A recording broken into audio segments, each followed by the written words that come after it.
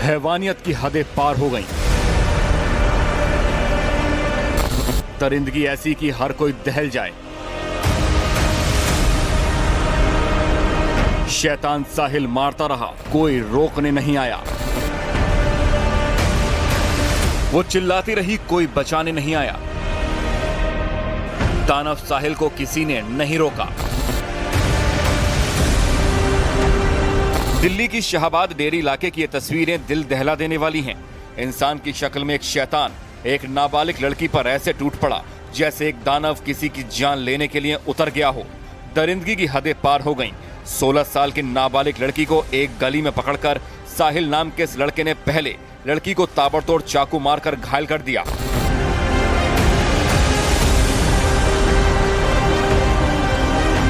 उसने ताबड़तोड़ 5 बार चाकू मारा तो एक राहगीर उसे रोकने की नाकाम कोशिश करता है, लेकिन वो रुकता नहीं है और लगातार चाकू मारता रहा और मारता रहा।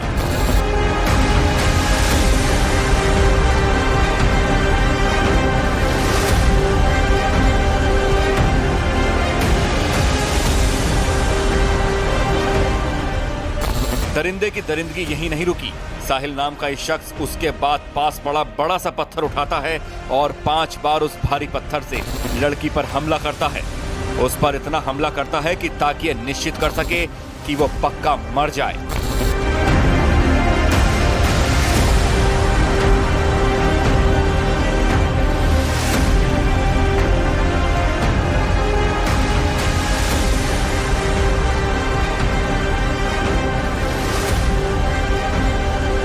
पांच बार पत्थर से हमला करता है और फिर वो वापस चला जाता है।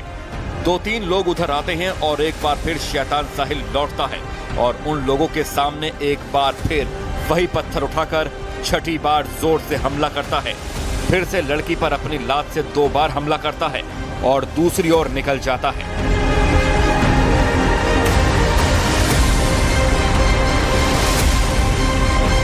दिल्ली पुलिस के मुताबिक साहिल पहले से लड़की को जानता था। साहिल और लड़की रिलेशनशिप में थे। एक दिन पहले दोनों में झगड़ा हुआ था। साहिल फ्रीज रिपेयर करने का काम करता है। लड़की अपनी दोस्त के घर जा रही थी। रास्ते में साहिल ने लड़की पर हमला किया। वो एक मारने वाला 20 साल का युवक है जो बगल में ही रहता है। पहले थोड़ी जानकारी थी और शायद बात करना बंद कर दिया, जो इस तरह की बात होती है, और उसके बाद उसने इस चीज को अंजाम दिया है जब वो लौट रही थी। कहीं गई थी अपने किसी दोस्त के यहाँ, किसी फंक्शन को अटेंड करना था, उस लिहाज से गई थी और वहां से लौट रही थी। लेकिन हैवानियत की इस घटना ने तमाम सवाल भी खड़े कर दिए हैं कि एक बेहद खौफनाक वारदात को ऐसी सड़क पर एक ऐसी गली में अंजाम दिया जाता है जहां से लोग आ जा रहे हैं। 1-2 नहीं बल्कि 10 से ज्यादा लोग इस दौरान वहां से गुजरे और 1 मिनट 30 सेकंड के सीसीटीवी वीडियो में दिखता है कि वो लड़की को मारता है, बार बार मारता है, चाकू से वार करता है, पत्थर से बार बार हमला करता है, लातों से हमला करता है और हमला करके चला जाता है और फिर लौटकर एक बार फिर पत्थर से हमला करता है। उसके बेजान शरीर पर पैर से हमला करता है और आराम से वहां से चला जाता है, लेकिन कोई उसे रोकता नहीं है और एक 16 साल की लड़की एक दरिंदे के हाथों देश की राजधानी में मारी जाती है।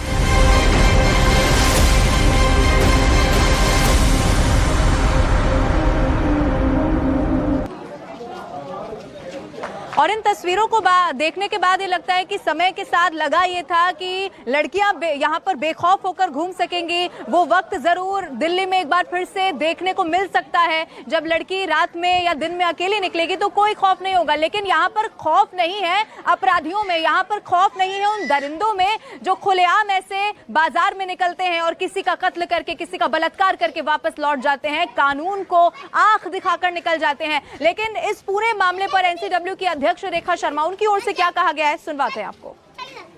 बहुत ही शॉकिंग न्यूज़ है और बहुत दुखदाई न्यूज़ है। और जिस तरह से ये पूरी घटना घटी है बहुत सारे लोगों के होते हुए, मैंने उस वीडियो में देखा कि बहुत सारे लोग गुजर रहे हैं जब वो लड़की को मार रहा है।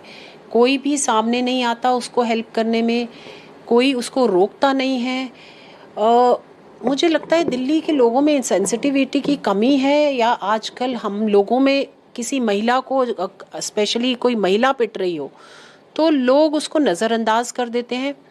और इतनी हिम्मत कि दिन दहाड़े वो आदमी जाए, वो इसीलिए हो पाती है कि उसको ना तो पुलिस का डर है और ना ही लोगों का डर है।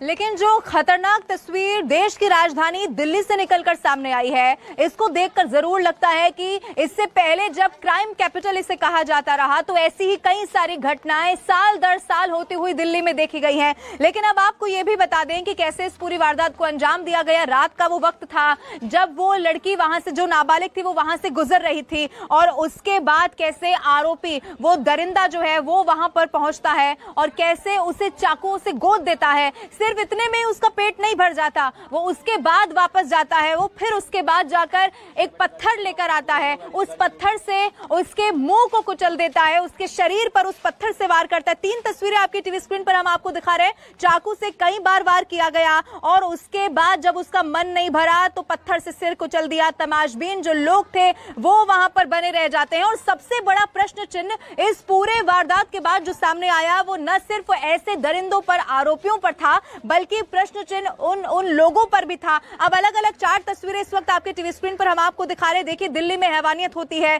चाकू से कई बार इस नाबालिग पर वार किया जाता है, पत्थर से सिर को कुचल दिया गया, जो लोग थे वो तमाशबीन बने रहे। और सिर्फ इतना ही नहीं, हमला करने के बाद वो लड़की शायद उस वक्त बची भी ना हो, वो जिंदा भी ना हो, लेकिन उसके बाद उस फिर से वो आरोपी वहां पर आता है और कैसे लात उसे मारी जाती है। इस बात की तसल्ली करता है, इस बात को सुनिश्चित करता है कि ये जो लड़की है वो इस दुनिया से अब चली गई हो, उसका नामो निशान भी मिट चुका हो। लेकिन इन सब तस्वीरों को देखने के बाद सवाल उन लोगों पर भी है, ऐसे लोगों की मानसिकता पर भी है जो वहां पर इतनी खतरनाक घटना को देखने के बाद भी, उस चीख को सुनने के बाद भी, उस चिल्लाती लड़की को देखने के बाद, लहूलुहान लड़की को देखने के बाद वो रात में अपने घर जाते हैं और सो जाते हैं। उन्हें कैसे चैन की नींद आ सकती है? ज़मीर आखिर ऐसे लोगों का कैसे खत्म हो सकता है?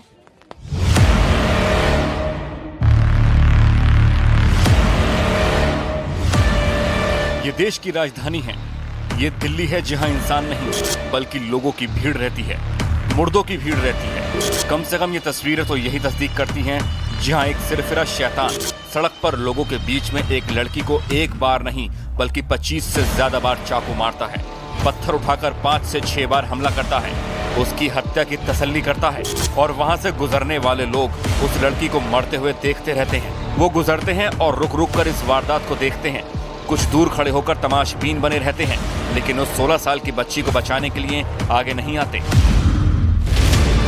क्यों ना कहें कि दिल्ली मर गई, क्यों ना कहें कि साहिल नाम के शैतान ने चाकू से एक लड़की का सीना चीर दिया, लेकिन सिर्फ वो लड़की अकेले नहीं मरी, आज दिल्ली के ये लोग मर गए।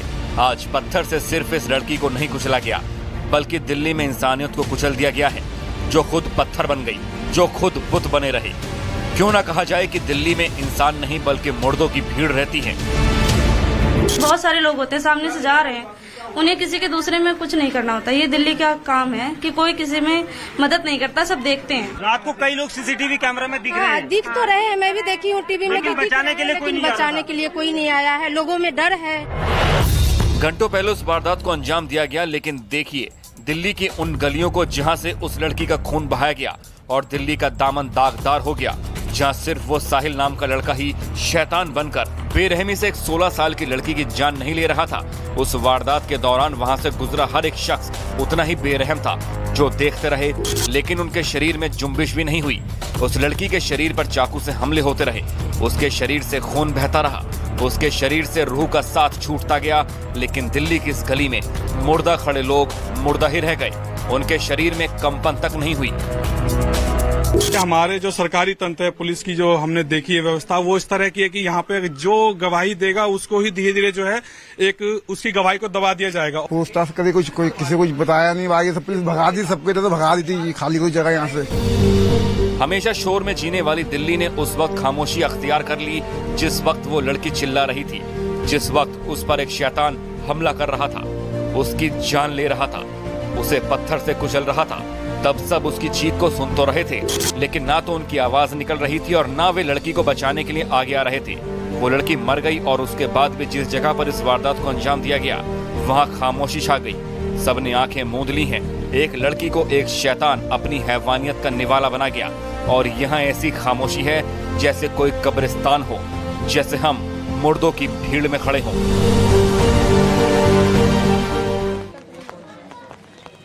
और देश की राजधानी दिल्ली में ऐसी वारदात होना, तो फिर आप सोचिए कि छोटे गांव कस्बों के क्या हालात होते होंगे। कई सारी ऐसी खबरें भी जरूर होती होंगी जो शायद बाहर ही ना आ पाती हो। अगर देश की राजधानी के ये हालात हैं तो इन तस्वीरों को देखकर इस बात का अंदाजा लगाया जा सकता है कि इस वक्त समाज के लोगों की मानसिकता क्या है। साथ साथ वो आरोपी जो सीसीटीवी में आपको एक बार उस नाबालिग की हत्या करता हुआ दिखता है और उसके बाद सीना चौड़ा करके आगे बढ़ते हुआ दिखता है और उसे कोई कानून का खौफ नहीं है, कोई कानून का खौफ उसकी आंखों में नजर नहीं आता। इसीलिए वो फिर से वापस आता है क्योंकि वो जानता है कि जो लोग यहां से गुजर रहे हैं ये जिंदा लाशें हैं, ये टोकने वाली और रोकने वाली नहीं है जो उस नाबालिग लड़की को बचा सकती होती। आनंद का मैं रुख कर रही हूं। आनंद मेरे साथ लाइव जुड़े हुए हैं। आनंद, आरोपी के घर के वहां पर इस वक्त जब आप मौजूद थे, क्या आपको और वहां से पता चल पा रहा है क्या, और इसके बैकग्राउंड के बारे में हम समझ पाए? क्योंकि ये आदतन अपराधी नहीं है, ये मानना बहुत मुश्किल है। उस तस्वीर को देखकर मुझे नहीं लगता कि आप, मैं या कोई भी ये मान सकता है कि इस अपराधी ने, इस आरोपी ने इससे पहले ऐसी कोई वारदात को अंजाम नहीं दिया होगा। आनंद, देखिए, पुलिस इसका पूरा आपराधिक रिकॉर्ड खंगाल रही है कि क्या कोई पुराना मुकदमा तो साहिल या उसके परिवार के ऊपर दर्ज नहीं है। यूपी पुलिस से भी, जो बुलंदशहर की पुलिस है, उससे भी दिल्ली पुलिस लगातार संपर्क में, क्योंकि बुलंदशहर से ही इस आरोपी को गिरफ्तार किया गया। और जैसा मकान मालिक ने बताया कि जो परिवार है वो मूल रूप से बुलंदशहर का रहने वाला, लेकिन जो अड़ोसी पड़ोसी लवीना यहाँ पे बता रहे हैं कि इन्होंने पुलिस वेरिफिकेशन नहीं कराया था पहले, जहां पर ये शाहबाद डेरी इलाके में रहते थे। और जो दिल्ली पुलिस ने भी कहा है कि लड़के लड़की की नजदीकी शाहबाद डेरी इलाके में बड़ी, चूंकि ये परिवार 2 साल से यहां पर रहने आया था, तो पुलिस अब साहिल जब उनकी गिरफ्त में आएगा, जब उसे यहां पर कस्टडी में लिया जाएगा, तब ये पता चलेगा कि कितने पुरानी दोस्ती थी साहिल और इस नाबालिग लड़की की। और जहां पर पुराने मकान मालिक ने इन्हें वहां से निकाला था, वहां पर भी इन्हें पुलिस वेरिफिकेशन नहीं कराया था। साहिल का बैकग्राउंड पुलिस के लिए जानना काफी जरूरी है कि उसका पुराना बैकग्राउंड क्या है, किस तरह का वो जहां पर जॉब करता था, नौकरी करने जाता था, छोटी मोटी या एसी रिपेयर का काम जिस ऑनर क्या करता था, वो उससे भी उसकी जानकारी जो है वो जुटाई जाएगी।